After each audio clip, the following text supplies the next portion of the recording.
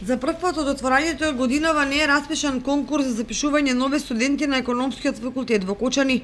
Универзитетот Гоце Делчев со седиште во Штип за новата академска година не предвидел ниту една насока од економскиот факултет која би се изучувала во Кочани, што значи дека во градот на Оризот ќе нема брусоши кои би започнале нов високообразовен 3-годишен или 4-годишен циклус. Истовремено на економскиот факултет во Штип во 5 групи или насоки предвидени се вкупно 350 места, во Струмица на 2 насоки 140 и во Скопје на 70 места за нови студенти.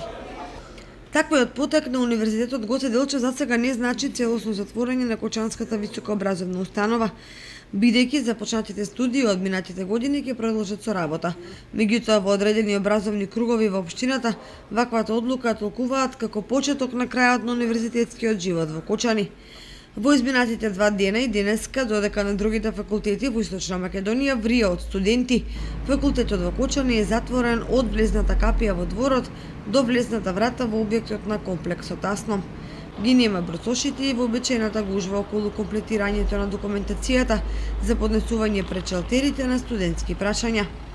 На Машинскиот факултет во Виница во рамките на Универзитетот Гоце Делчев за новата академска година се предвидени 100 слободни места за студенти и тоа 50 на производно машинство и 50 на индустриско инженерство. Колку вкупно брутоши ќе бидат запишани ќе се знае по трите уписни рока кои завршуваат на 15 септември. Инаку високото образование во Кочани започна на 1 октомври 2007 година, кога деканот Стефан Алексовски му го предаде првиот индекс на брутошот Мартин Трајковски. Подоцна правниот беше повлечен во Штип, а се отвори економскиот факултет.